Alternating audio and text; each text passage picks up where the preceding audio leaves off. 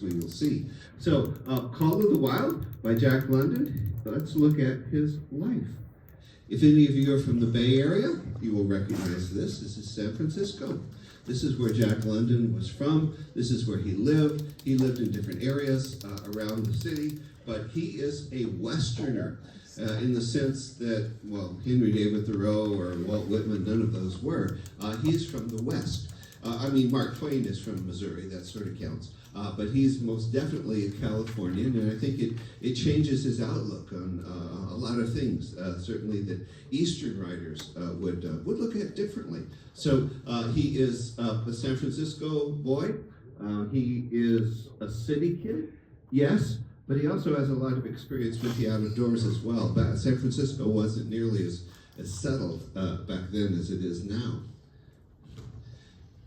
His mom, right here, in her later years, is certainly an interesting person. Jack London never knew who his father was. He never figured it out. His mom didn't talk about it. She had a number of men in her life, and it just wasn't something she wanted to discuss.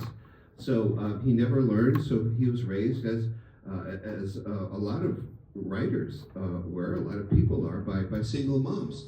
Moms who are very devoted and do their best to take care of their children in a very difficult situation, especially back then, because there weren't a whole lot of options for women. She holds a family together. She certainly tries. They move a lot around San Francisco, Oakland, all around that area, so he's constantly moving. He never has that sense of home, which is something I think that comes out in his life and in his writings too, until later on when he does have a home. But he is moving around a lot. His mom is involved in the spiritualist movement, which is, I think we touched on it before, but it was something that was very popular in the 1900s, in the late 1800s, early 1900s in America. It was an attempt to communicate with the dead, to put it frankly. It was a way to try to relate to the supernatural world, to talk to the world beyond. And so we have a seance here. Seances were very popular back then. There were, there were people who tried to give it a Christian tone. It doesn't really work very well because it doesn't fit at all well with Christian theology, but there were churches that were involved in it, but there was a lot of people who did it in very much a non-church, non-Christian sort of way too. So he's raised in this atmosphere, constantly moving around. His mom is involved in spiritualism. So it's, it may or may not, I think, have influenced him. Like everybody else, I think, practically, that we've read so far this semester, he's pretty much self-taught. He had to drop out of school in 8th grade, 7th, 8th grade or so. But even before that, he was spending a lot of time at the library, or various libraries around San Francisco. He had a very kind lady who later became the poet laureate of California, but she was a librarian, and she took him under her wing and recommended books, and he devoured them. Again, like everybody that we've studied so far. It's hard to be a good writer without being a good reader. In fact, I would propose to you it's impossible. I was talking to a creative writing teacher a few years back, and this was master's level creative writing, and she was saying her students just don't read very much, and somehow they have the idea that the muse is just going to whisper in their ear these fantastic stories, but it doesn't work that way. You really have to read a lot. Just like if you're a musician, you have to listen to a lot of really good music. It helps you tremendously. And so Jack London read everything he could get his hands on. During the age when most people will be in high school, well, he drops out, he has to work, there's not much money. And what does he do? Well, he works around the Bay Area on a fishing boat. Very hard, very dangerous work. It still is today. Long hours, no promise of payout at the end. He works in a fish cannery for a while. He does all sorts of different jobs just trying to make money. Again, a cannery at this time, canning tuna or whatever it was. Tough job, long job, dangerous job. A lot of people lost fingers and hands in this business. But he does it for a while. And also he works as an oyster pirate, which is basically somebody who goes out and they dredge for oysters illegally, either without a permit or at night or something or other. So he is very much involved in life outside the law. He he didn't really bother him. In fact, he found it very exciting to do something like this. So he is not at all a stay-at-home kid. He is very much out there working, doing dangerous, illegal jobs sometimes. But he was very smart. And somehow, he got into the University of California at Berkeley, which was a very good school then, just like it is now. So he goes to Berkeley, and it's not that it's too hard for him. He just doesn't like the constraints of it. He doesn't like the people telling him what to do, the professors telling him what to read, things like that. Going to class just didn't appeal to him. I mean, how could it after you've been an oyster pirate? It's it's quite a change in your life. So he doesn't last terribly long at the university. He drops out, and he goes on to do other things with his time, mainly writing. I mean, he was writing from the very beginning, even from when he was a little kid. But this is just a picture of a place where he liked to write. Heinold's First and Last Chance Saloon, which is still there. You can still visit it. It's a lot of people who are writers. If you ever see writers nowadays, a lot of them do not like to work in quiet spaces in their room. They're always out at Starbucks or something, typing away. Or occasionally you actually see an old-fashioned person writing on a pad or something, but mostly typing on a computer. But people like to have that noise around. They actually write better. At least they think they write better when there are people around. And Jack London was one of those. He wasn't a loner at all. He wasn't like Thoreau. He wanted people around. He liked bars. He liked drinking. He liked getting in fights. So you hang out at the First and Last Chance Saloon, and you're bound to see something just about every day that's going to come up. And he liked it. He draws on the atmosphere. In fact, he draws on obviously on all of his experiences that he went through as a writer. Being a fisherman, a pirate, writing in bars, all of this he draws on. But the main thing, experience of his life that makes such an impression on him and on his writing is the gold rush in the Yukon. More specifically, you could call it the Yukon and Alaska Gold Rush. This was around the turn of the century, and like a lot of young men, I'm sure there were young women too, but mostly we just know about the young men. They said, I'm going to go and strike it rich. Kind of like Mark Twain thought he was going to do 50 years earlier in Nevada. It didn't work out for Mark Twain. Didn't work out for Jack London either. Didn't work out for pretty much everybody. You see there, very few people ever get rich in gold rushes. But Jack London tried, and he had the time of his life.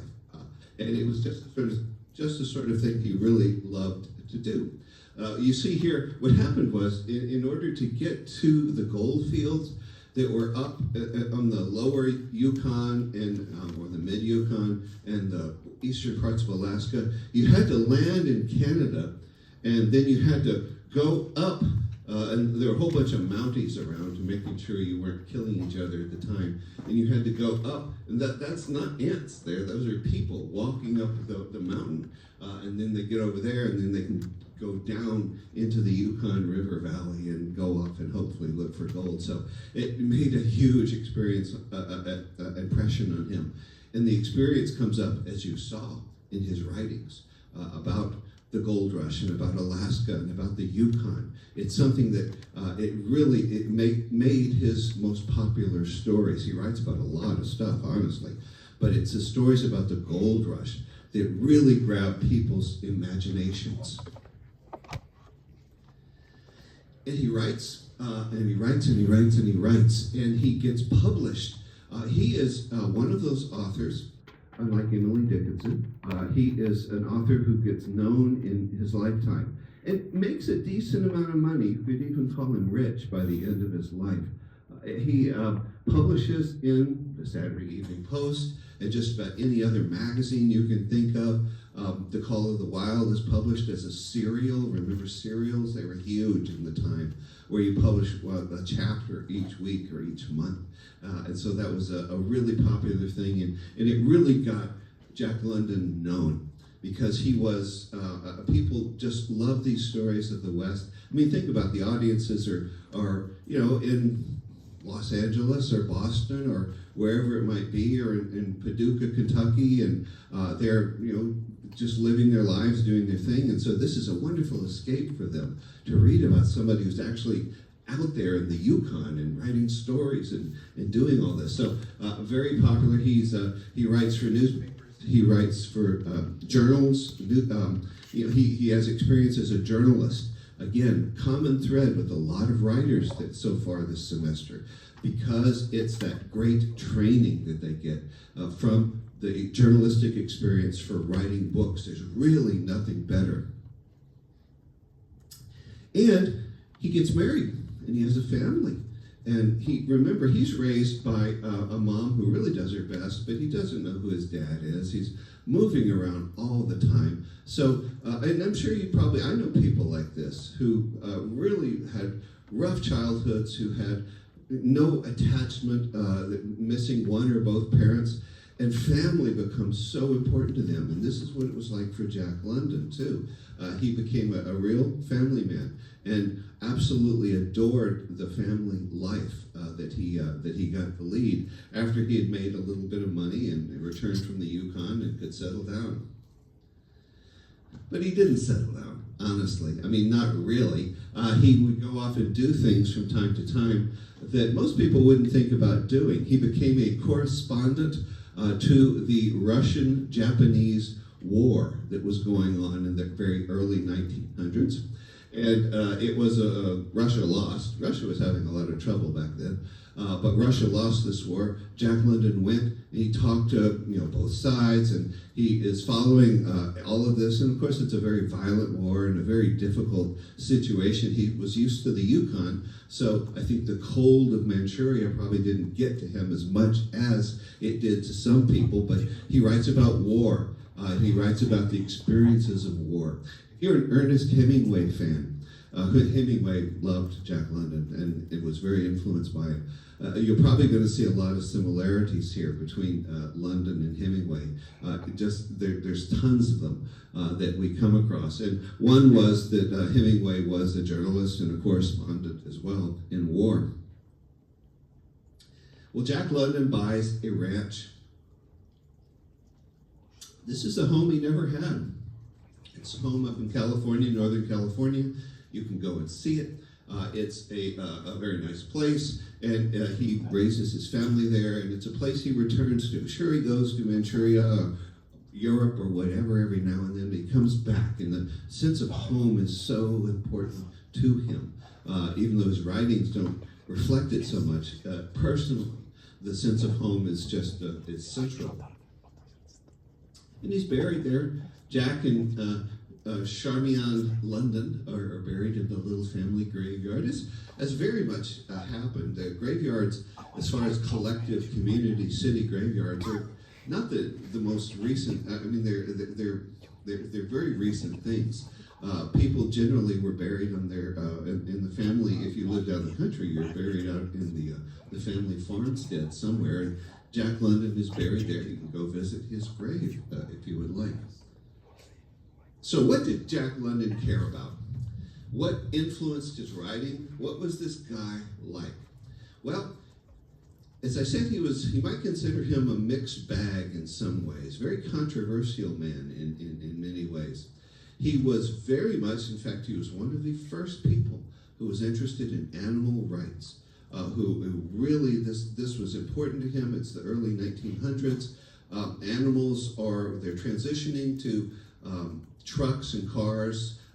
Before this, animals were doing the horrible, horrible jobs. Pulling things, dying, and it was a miserable life for a lot of animals. He saw how dogs were treated up in the Yukon, for example. He loved dogs. He was a huge dog fan. And he he becomes very active throughout his whole life in animal rights, in the idea of, what it says over there, this is in London, but it wouldn't really matter because it could be anywhere. Vivisection is, don't even bother Googling and looking it up. It's just so horrible. It was the dissection of live creatures to examine them. And it's just, some of the stories you read about vivisection will just break your heart. And he and a lot of people were campaigning against this and saying, we can't do this. So very, very much involved in animal rights activities throughout his whole life. And it's kind of hard not to be, give him a big check mark for that, because it's quite admirable. He was a socialist. Mark Twain was very much a capitalist.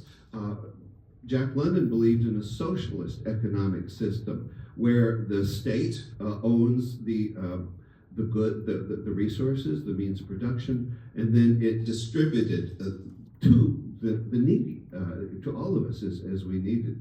From each according to his ability, from each according to his abilities, to each according to his needs, is sort of a classic statement of socialism. Now there are all sorts of different socialisms around. There always have been. But at this time period, socialism nowadays, it's thrown out as a term to insult people nowadays, but really you don't hear many socialists except Bernie Sanders. Bernie Sanders is a democratic socialist from Vermont, and he serves in the U.S. Senate, and he's just about the only one who'll stick his head up and say, I am proud to be a socialist, proud to be part of a long tradition in American politics, because it was a really popular party and political movement back in the late 1800s, early 1900s, and Jack London always believed in it. It was, I think a lot of it was the fact he saw just the cruelty of the world, and he saw poor people starving. This is before Medicare, this is before Social Security, and that's kind of hard to imagine in a way for most of us. But I remember talking to my great-grandmother back before the Great Depression, and she had neighbors who starved to death when they got older, or if they lost a job, and the children starved to death. And neighbors did what they could, the churches did what they could, but there wasn't always enough for anybody to help, and it was just horrible. There was no social safety net at all.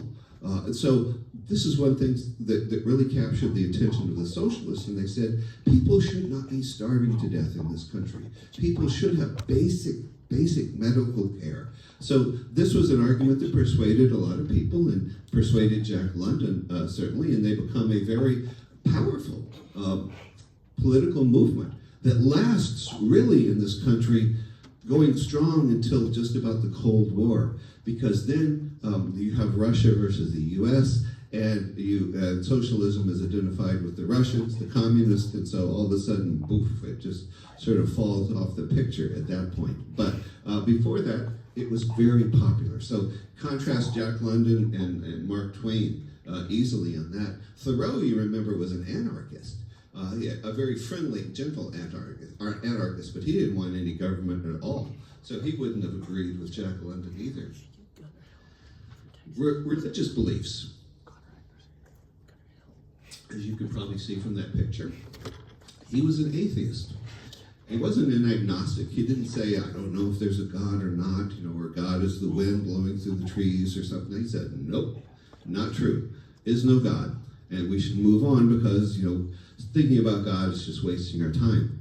He didn't say this too much in his writings or in his speaking engagements, because that's really bad for selling books, especially if you're selling books about dogs to kids. You don't want to be known as Jack London the atheist. So he kept it quiet in a lot of ways, like Mark Twain kept his probably more agnosticism, I guess you could say, quiet.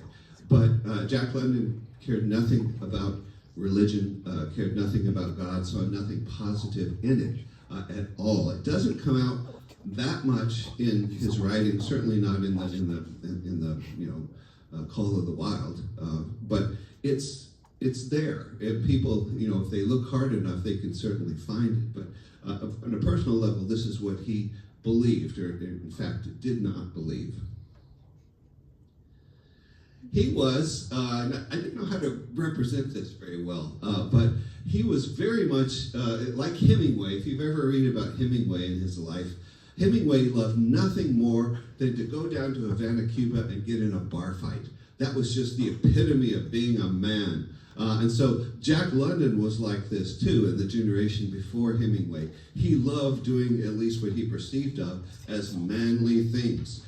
Whether it be, oyster pirating or going to the Yukon or getting in bar fights or whatever it may be, it was very much a bro culture that he advocated. Excuse me for borrowing that term. I couldn't think of a better one.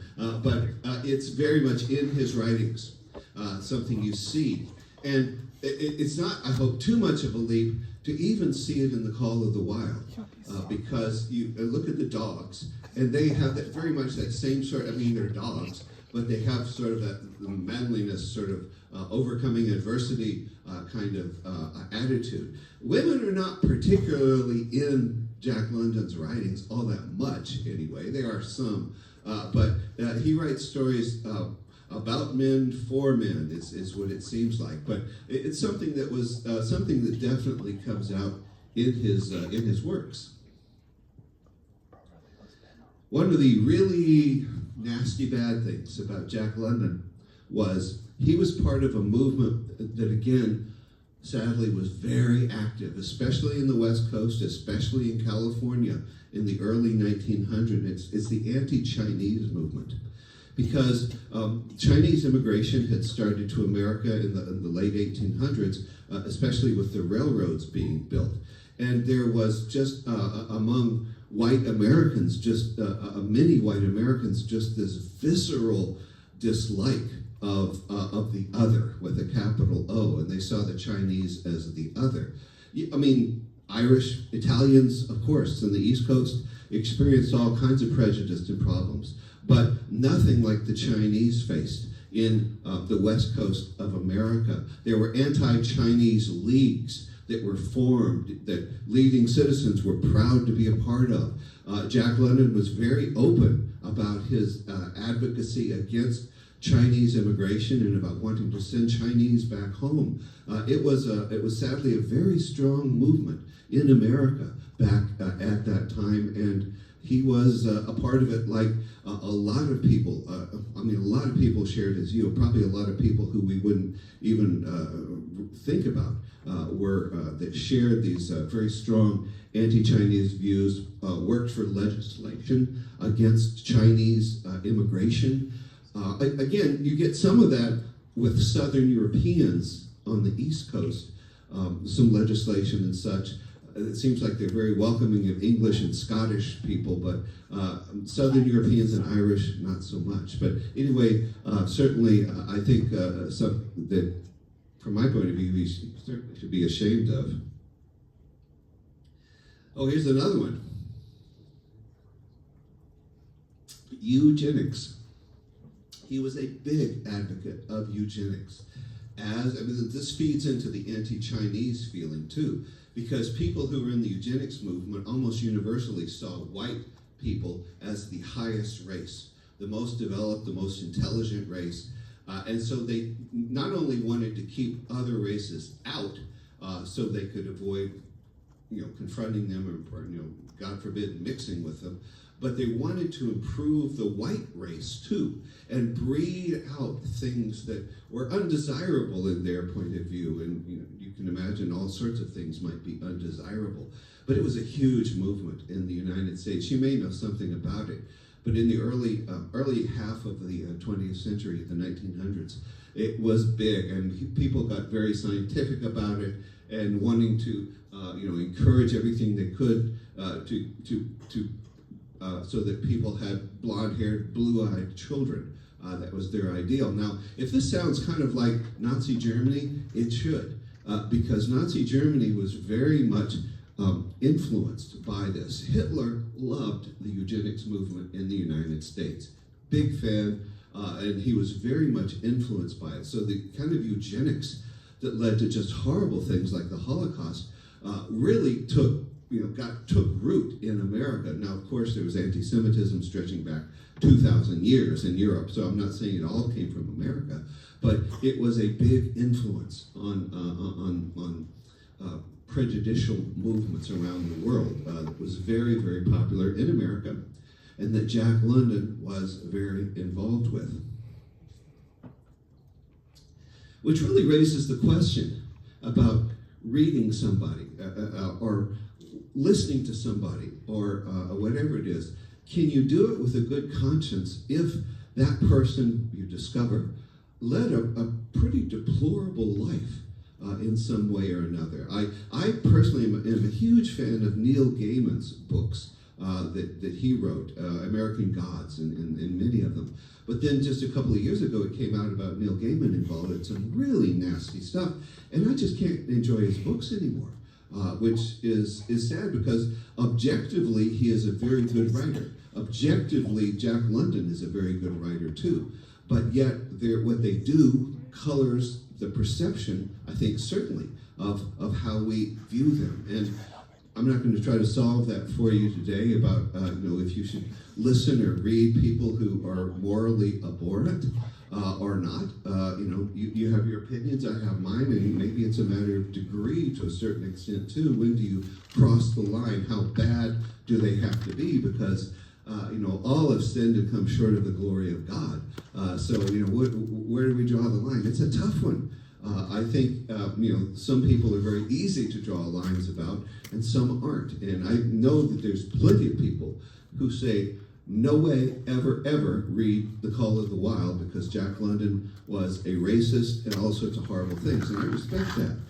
But one reason I wanted to talk about him was this problem that it raises for us. But Call of the Wild, you read some of it for today.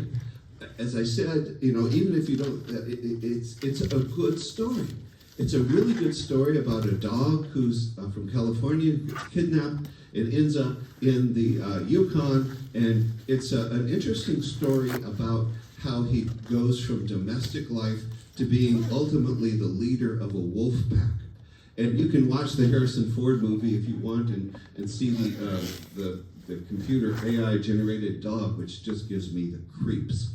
He's kind of in that uncanny valley they talk about where, he's just almost real but not quite there. But anyway, the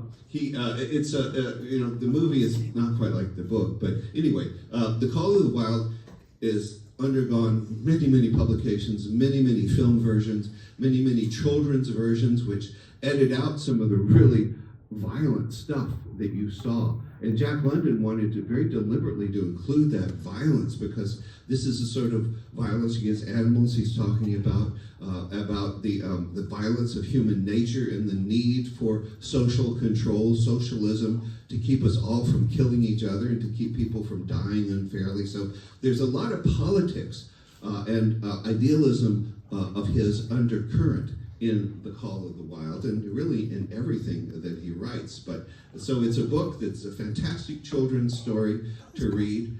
Maybe if you have nieces or nephews, let them get to be about 12 or so before you read it to them. But it's I think objectively, as I said, a good story, very influential story. It's been around for 100 years. White Fang also, which is very similar in some ways. And also, it's been made into movies, including this one, which is actually pretty good. But this is about a dog who goes from it goes the opposite direction, goes from the wild to being domesticated. And it's interesting to read them as back to back, because you wonder what is London driving at anyway. But whatever he's driving at, it's a good story.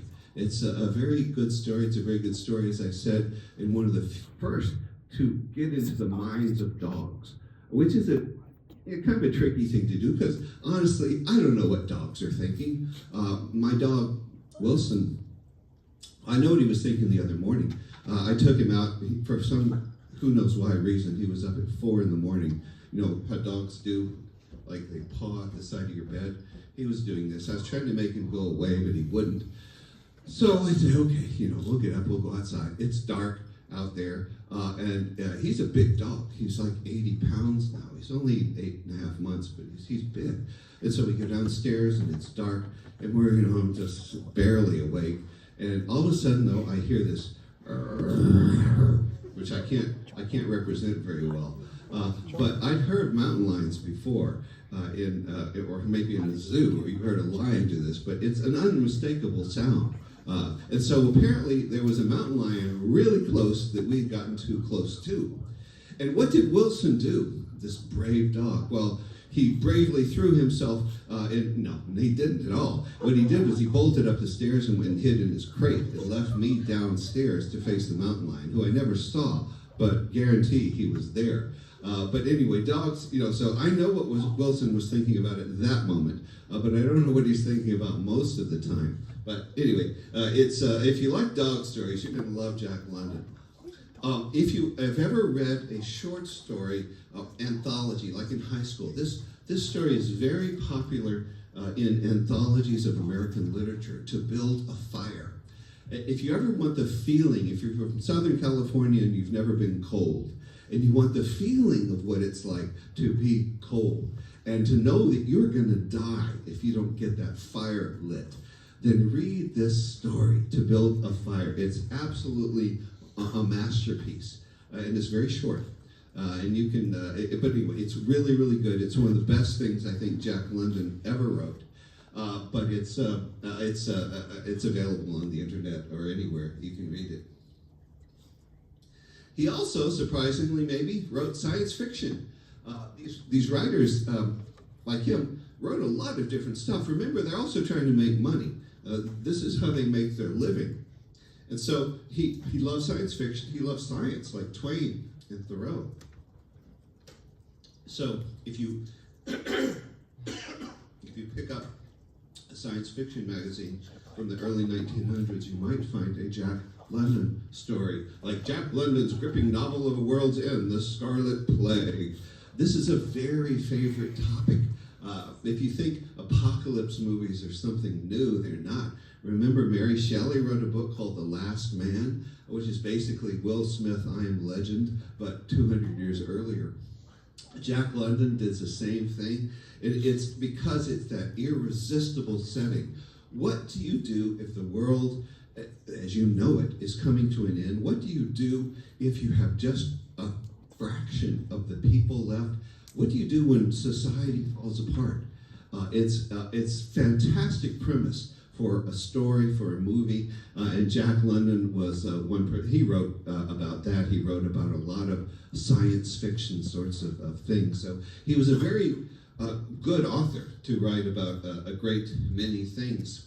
Here he is at the prime. Again, a tough guy to pigeonhole, to talk about. To talk about if we should enjoy him, or I don't know. It raises many questions that I'm not going to try to answer for you at all, because I don't know the answer to what to do. How do you judge an artist? How do you judge a writer? But Jack London, I think, is certainly in that category where you have to make some sort of a decision about him. And I don't know what that decision is, but I wanted you to at least be exposed to him and to what kind of a person he was, and to be exposed to his stories as an example of somebody who was a fantastic writer who had some very questionable beliefs. All right, next time, Frederick Douglass. So I will